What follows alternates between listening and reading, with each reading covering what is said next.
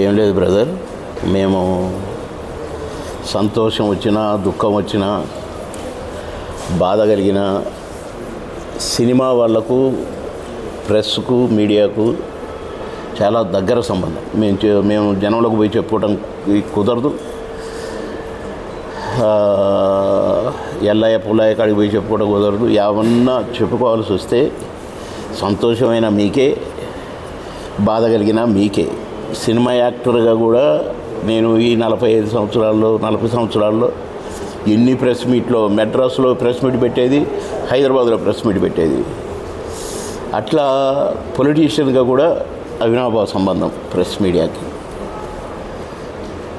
ఈ పోయిన సంవత్సరం కరెక్ట్గా ఇదే సీజన్లో నేను కేసీఆర్ గారు నాకు అకారణంగా, అసలు కారణమే లేదు, పోనీ నేను లంచాలు తీసుకుంటానో, భూ కబ్జాలు పెడితేనో, గవర్నమెంట్ భూములు అమ్ముకుంటానో, ఈ ప్రజలను దోచుకుంటేనో టికెట్ ఇవ్వకుండా బయటికి వెళ్ళగొడతారు. కానీ మరి కేసీఆర్ గారు ఏ కారణం లేకుండానే సడన్గా నేను కాన్స్టిట్యున్సీలో బీసీ వెల్ఫేర్ చెక్కులు పంచుతున్నాను ఒక 500 మందికి. నాకు ఫోను రమ్మంటున్నారు సీఎం గారు అర్జెంట్ అని. సీఎం గారు అనలేదు, మీ బావగారు అన్నారు అనుకోండి, ఉన్నట్టుగా మాట్లాడటం నాకు అలవాటు. సరే ఇమ్మీడియట్గా బయలుదేరి వచ్చాను. నీ టికెట్ వేరే వాళ్ళకి ఇచ్చారన్నారు. ఓకే, ఒక నిమిషం కలిసిపోతున్నాను అంటే అపాయింట్మెంట్ కూడా ఇవ్వలేదు. సరే వెంటనే నేను బయటకు వచ్చేసిన కేటీఆర్కి చెప్పి, ఇక మళ్ళీ ఎప్పుడు కూడా అడుగు పెట్టను అని వచ్చాను. అయిపోయింది అది ఆ చాప్టర్. నేను స్వతహాగా టీడీపీలో ఉన్నాను. అయితే ఈ 5 ఇయర్స్లో పోయిన పార్లమెంట్ ఎలక్షన్స్ నుంచి మళ్ళీ పార్లమెంట్ ఎలక్షన్స్ రాబోతున్నాయి. ఇదే సీజన్ అన్న, అందుకే కరెక్ట్గా ఇలాగే జాయిన్ అయ్యాను బిఫోరే బీజేపీ పార్టీలో. అంతకుముందు టీడీపీ బీజేపీ ఒకటే. నేను టీడీపీ కండువా బీజేపీ కండువా కలిపి వేసుకునేవాడిని. నరేంద్ర గారు, ది గ్రేట్ టైగర్ నరేంద్ర గారు ఎంపీగా, నేను మంత్రిగా పనిచేశాము. నన్ను బాబన్న అని పిలిచేది, నేను మేసమన్న అని పిలిచేది. ఎంతో అన్యోన్యంగా బ్రహ్మాండంగా పనిచేశాం. కానీ ఈ బీజేపీ పార్టీలో డైరెక్ట్గా నేను దూరంగా ఉన్నప్పుడు బాగానే ఉంది. చేరిన కాడ నుంచి ఈ 5 సంవత్సరాల్లో నేను పడ్డ గోస బహుశా ఎవరికీ జరగకూడదు ఇలా అని నేను చాలా బాధపడుతూ, ఆ మధ్యనే నేను పోటీ చేయట్లేదు, నేను ఎమ్మెల్యేకి పోటీ చేయనని కూడా ఇదే ప్రెస్ క్లబ్లో చెప్పిన. జరిగింది ఏంటంటే, బీజేపీ పార్టీలో చేరమని వస్తే లక్ష్మణ్ గారు, మురళీధర్ గారు, ఇంకా కొందరు పెద్దల మనుషులు, లేదు నేను ఏ పార్టీలో చేరదలుచుకోలేదండి, నేను ప్రశాంతంగా ఉండదలుచుకున్నా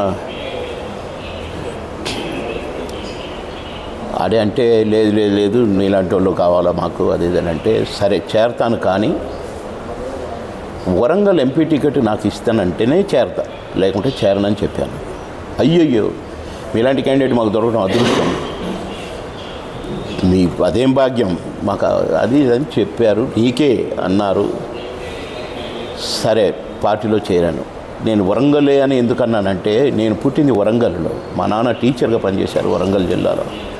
వరంగల్, మహబూబాబాదు, కోరివి, బలపాల, బొచ్చన్నపేట ఈ ప్రాంతాల్లో మా నాన్న టీచర్గా పనిచేశారు. ఓల్డ్ బిఏ మా ఫాదర్.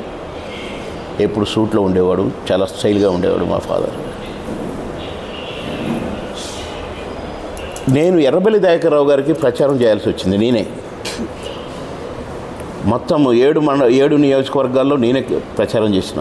ఎర్రబెల్లి దయాకర్రావు గారు ఎంపీగా పోటీ చేసినప్పుడు అక్కడ ప్రతి ఊరిలో, నువ్వు ఇక్కడ పుట్టినోడివే కదా, నువ్వు వరంగల్లోడివే కదా, ఎవరికో ఓట్లు ఏమని చెప్పడం కాదు, నువ్వెందుకు ఓట్లు ఎంచుకో, నువ్వు ఎక్కడో నిలబడ్డవేంటి, నువ్వు అక్కడే సేవ చేయటం కాదు కదా, నువ్వు ఈడ పుట్టినవు ఈడ సేవ చేయాలి అని చాలామంది అంటే, టైం వచ్చినప్పుడు తప్పకుండా చేస్తాను, కానీ ఇప్పుడు ఇది టైం కాదు, మీరు అది అడగకూడదు అని చెప్తూ అందరికీ నేను వాగ్దానం ఇచ్చిన. ఆ తర్వాత ఇక బాబు మనం వరంగల్లో పుట్టిండు, ఎర్రబెల్లి దయాకర్రావు కాన్స్టిట్యున్సీలో పుట్టిండు, మొత్తం చాలా వరకు బాబు మోహన్ వరంగల్లో పుట్టాడు, ఇక్కడ పుట్టి ఖమ్మంలో పెరిగాడు అనేది ప్రచారం అయిపోయింది, గోల అయిపోయింది. కానీ నేను ఇక్కడ ఇరక్కపోయినాను కనుక, నేను ఇక్కడ 3 సార్లు ఎమ్మెల్యేగా పనిచేస్తూ సేవలు అందిస్తూ మంత్రిగా 2 రాష్ట్రాలకు పనిచేస్తూ ఉన్నాను కనుక నేను ఆ కోరిన బీజేపీ పార్టీని సరే అన్నారు అని ఢిల్లీ పంపిన లిస్టు నా పేరే లేకుండా నీలాంటి క్యాండిడేట్ మాకు ఎక్కడ దొరుకుతారు, మా అదృష్టం అన్న మనుషులు, అంత పెద్ద మనిషి మురళీధర్ గారు, అంత పెద్ద మనిషి లక్ష్మణ్ గారు, వారికి ఇప్పుడు 3 పోస్టులు ఉన్నాయి. 3 ఒక పోస్టే దండగనుకోండి. అంత పెద్ద మనిషి ఒక రాష్ట్ర అధ్యక్షుడు నా పేరు లేకుండా పంపితే వెంటనే ఢిల్లీ ఫోన్ చేశాను. నేను చెప్పాల్సిన వాళ్ళు చెప్పినా నేను, అయ్యయ్యో నీ పేరు లేకుండా వచ్చింది, ఎవరో సాంబమూర్తి అంట అతని పేరు, అతను నల్గొండ జిల్లాకు సంబంధించిన అతని పేరు పెట్టి పంపారు, టికెట్ వచ్చింది, డిపాజిట్ రాలేదు, అయిపోయింది, డబ్బులు పంచుకున్నారు, ఓవర్. ఇక నేను వద్దు అనుకున్నా, కానీ మనసు చంపుకోలేకపోయాను. ఎందుకంటే మొదటి నుంచి బీజేపీకి కండ వేసుకొని తిరిగినవాడిని. ఇప్పుడు ఈ కష్టకాలం నేను ఉండాలి అని నాకు నియోజకవర్గం పైన చెప్పే నియోజకవర్గం ఏ రాష్ట్రాలకు పంపితే ఆ రాష్ట్రాలు 12 రాష్ట్రాలు తిరిగాను. ఢిల్లీ ఎలక్షన్స్కి నేనే, బొంబాయికి నేనే, ఇది పశ్చిమ బెంగాల్ అక్కడ ఒక ఎంపీకి ప్రచారానికి అటు పంపారు, ఒరిస్సా పంపారు, అండమాన్ కూడా పంపారు. ఇట్లా కర్ణాటక ఎక్కడెక్కడికో పంపితే అక్కడక్కడికి పోయి ప్రచారాలు చేసి నేను పోయిన కడలు గెలిపించే వచ్చాను.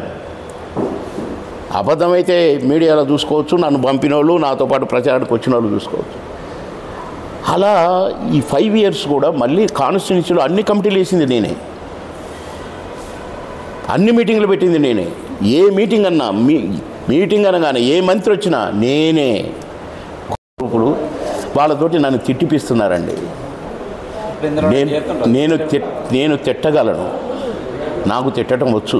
ఏ రకంగా తిట్టాలంటే ఆ రకంగా తిట్టగలను, అన్ని రకాల తిట్లు వచ్చు నాకు. కానీ నేనేం అనదలుచుకోలేదు, ఎవరిని ఏం అనదలుచుకోలేదు.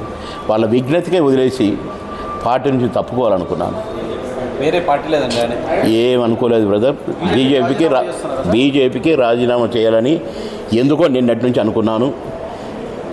నేను ప్రెస్ మీట్ పెట్టాలనుకున్నాను, కానీ ప్రెస్ క్లబ్లో ఇవాళ ఈ కార్యక్రమం కూడా ఉండేసరికి తను ఎవరైనా ఏదైనా అడిగితే కూడా చెప్పాల్సి వస్తుంది, తప్పదు. కనుక ఎందుకో అసలు డైరెక్ట్గా నేను బీజేపీకి రాజీనామా చేస్తున్నాను, రేపు ఏం చేస్తానో ఏమవుతానో తెలియదు, కానీ జీవితంలో ఖచ్చితంగా ఒక్కసారి వరంగల్ ప్రజలకు మాట ఇచ్చాను కనుక, నేను అక్కడ పుట్టాను కనుక ఎంపీగా పోటీ చేస్తాను, గెలుస్తాను. గెలిస్తే ఎక్కడో ఇంకా అనుకోలేదు బ్రదర్, నేను రాజీనామానే అనుకున్నాను. అసలు నేను పాలిటిక్స్ మీకు టికెట్ నిరాకరించిందా లేకపోతే ఏదో మొత్తానికి ఏదో గొడవ జరిగింది, ప్రెస్ మీట్ పెట్టారు కదా, 2 లిస్టుల్లో నా పేరు రాను. మొత్తానికి టికెట్ అయితే ఇచ్చారు కదా, ఎప్పుడు ఇచ్చారు? లాస్ట్గా మొత్తానికి ఎందుకు ఇవ్వాలి అట్లా? ఎమ్మెల్యేగా పోటీ చేశారు కాదండి, ఎందుకు నేను చేయనన్నాను కదా, ఓకే ప్రెషర్ పెట్టారు కదా. ఎంపీ టికెట్ ఇస్తాం నీకే, అది ఇప్పుడు కాదు కదా, ఇంకో టైం ఉంది, దానికి 5 నెలలు టైం ఉంది, నువ్వు ఇక్కడైతే నువ్వు పోటీ చేయాల్సిందే అంటే మమ్మల్ని ఇది చేయకపోతే మళ్ళీ అది ఇస్తారో ఇయ్యరో అని చేసిన, కానీ ఇప్పుడు అది కూడా ఇచ్చేటట్లేరు. MP ticket ఇవ్వనంటున్నారా? ఇచ్చేలా లేరండి. ఎవరో ఐపీఎస్ ఆఫీసర్ అట, ఆయన అనౌన్స్ చేస్తున్నారు, తిప్పుతున్నారు. ఇంకొక అతను మందకృష్ణ మాదిగా అంటే ఆయన తిప్పుతున్నారు, ఇంకొక అతను ఎవరు అని అంట ఏదో ఉన్నట. ఇవన్నీ తెలిసి నేను ఇంకా ఉండటం నాకు నా స్థాయికి తగదు. అంటే ఆ రోజు మీరు పెట్టిన ప్రెస్ మీట్ కుంభ ముంచిందా? నా ప్రెస్ మీట్ నా వాయిస్ ముంచదండి, పక్కల కొంపే ముంచుద్ది. రేపు బాబు మోహన్ బయటకు వచ్చినాక తెలుస్తుంది నా స్థాయి ఏంటో, నా విలువేంటో. రాజీనామా చేస్తానని చెప్పలేదు బ్రదర్, పోటీ చేయట్లేదని చెప్పాను. ఎందుకంటే నేను ఎంపీగా కదా పోటీ చేయాలి, అదేదో అయిపోయింది. ఇక ఇప్పుడన్నా ఇస్తారు, 100% ఇస్తారని నమ్మకంతో ఉన్నా నేను. ఎందుకంటే అందరి దృష్టికి పోయింది, నేషనల్ లీడర్స్ ఎంతమంది అయితే ఈ రాష్ట్రానికి ఇన్ఛార్జ్ కూడా అందరి దృష్టికి పోయింది. కానీ ఓన్లీ లక్ష్మణ్ గారు, ఓన్లీ కిషన్ రెడ్డి గారు నాకు టికెట్ ఇవ్వకూడదు, నేను ఎట్లయినా వెళ్ళిపోయేటట్టు చేయాలని మాత్రమే 3వ లిస్టులో నా పేరు పెట్టడం, మళ్ళీ అక్కడ కూడా సహకరించకపోవటం. మళ్ళీ ఇప్పుడు నా పేరు ప్రస్తావన ఒక్క ఫోన్ కాల్ లేదు సార్ ఇప్పటి వరకు. డిసెంబర్ నుంచి నాకు ఒక ప్రోగ్రాం చెప్పట్లేదు సార్. అమిత్ షా గారు వచ్చినా చెప్పట్లేదు, మోడీ గారు వచ్చినా చెప్పట్లేదు. అసలు కనీసం నా పేరే ఎత్తకుండా ప్లాన్ చేసి పొమ్మనకుండా పొగబెడదాములే. ఎవరు సార్ పర్సన్? డైరెక్ట్ అని చెప్తున్నా కదండి, కిషన్ రెడ్డి గారు మరి అధ్యక్షుడు.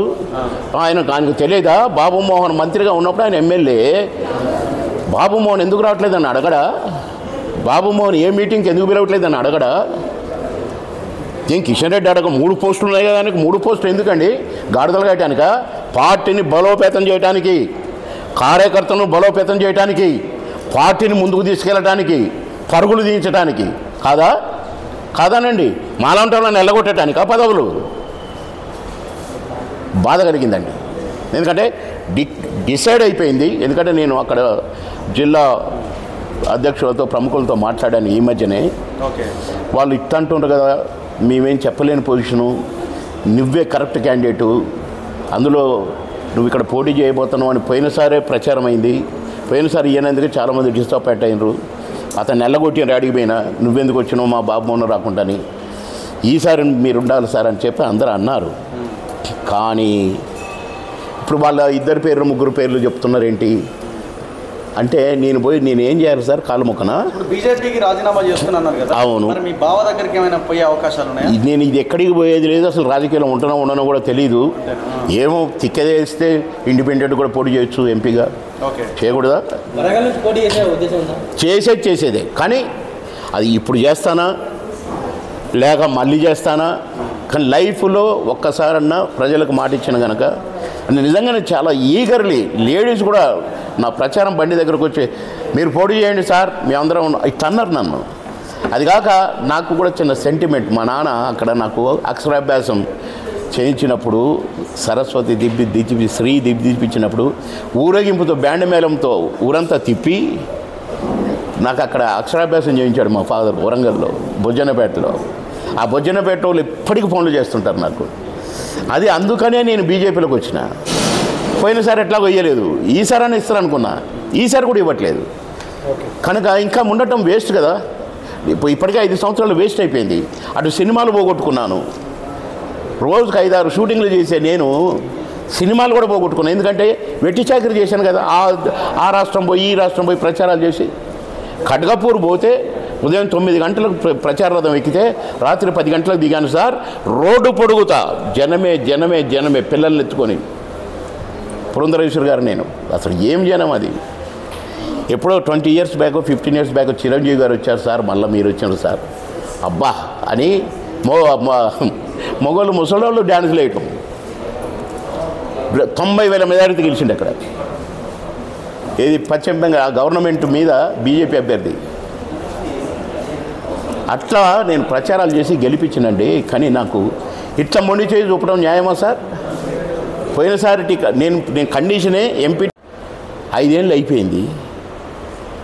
ఎమ్మెల్యే టికెట్ కాడికి వచ్చేసరికి ఫస్ట్ అన్ని పేపర్లలో నా బాబు మోహన్ పేరు లిస్టుల్లో వచ్చిందండి. బాబు మోహన్ ఫస్ట్ లిస్టు అని 20 మంది పేర్లు 30 మంది పేర్లు వచ్చిన లిస్టులలో అన్నీ నా పేరుంది. కానీ కరెక్ట్ ఒరిజినల్ లిస్ట్ వచ్చినప్పుడు నా పేరు లేదండి ఫస్ట్ లిస్టులో. నేను దిగ్భ్రాంతి చెంది నా కాన్స్టిట్యూన్సీలో 4లు తట్టుకోలేక, ఎందుకంటే నా దగ్గర టీఆర్ఎస్ లేదండి, ఇది ఫ్యాక్ట్. నేను చాలా మీటింగ్లో కూడా చెప్పాను. టీడీపీ పార్టీని మొత్తం కుప్ప చేసి తీసుకురా అని చెప్పిన సీఎం గారంటే, నా దగ్గర ఒక వార్డు మెంబర్ ఒక సర్పంచ్గా కూడా టీఆర్ఎస్ లేరండి ఆందోళన కాన్స్టిట్యున్సీలో. అలాంటిది మొత్తాన్ని కుప్ప చేసి టీఆర్ఎస్ అని బోర్డు పెట్టి జాయిన్ అయ్యి 2 సార్లు డిప్యూటీ సీఎంగా చేసిన దామోదర్ గారిని, వారి మీద సోనియా గాంధీ గారు కూడా వచ్చారు దామోదర్ గారికి ప్రచారానికి. అప్పుడు దామోదర్ గారు సీఎం క్యాండిడేట్గా అనౌన్స్ చేసిపోయారు. అయినా నేను గెలిచాను, నా సైన్యంతో గెలిచాను టీఆర్ఎస్ ఎమ్మెల్యేగా. సంతోషం. అలాంటిది నేను మొత్తాన్ని తీసుకొని బీజేపీకి వచ్చినప్పుడు రావడానికి కుదరలా, ఎందుకంటే అక్కడంతా సెటిల్ అయిపోయారు. ఈ ఎలక్షన్కి మొత్తం మళ్ళీ నా బ్యాచ్ మొత్తాన్ని తయారు చేసుకొని పెట్టుకున్నాను. 3 నెలల ముందు నుంచి 6 నెలల ముందు నుంచే ఎమ్మెల్యేకి ఎగెనిస్ట్గా పనిచేస్తూ మా లీడర్ బాబు మోహన్ అనుకుంటూనే బయటకు వచ్చారు. అంత రెడీగా ఉన్నారు. ఎప్పుడైతే ఫస్ట్ లిస్ట్లో నా పేరు రాలేదో సందిగ్ధంలో పడిపోయారు. ఎట్లా ఇప్పుడు ఎటు పోదాం మనం? బాబు నాకు టికెట్ రాలేదు, ఇప్పుడు ఇక్కడ ఉంటేనేమో అతనికి పని చేయాల్సి వస్తుంది, అతను పని చేయడం వద్దని మనం అనుకున్నాము. ఇప్పుడు ఏం చేద్దాం అనుకుంటున్న టైంలో సెకండ్ లిస్ట్ వచ్చింది. సెకండ్ లిస్ట్లో కూడా నా పేరు లేదు.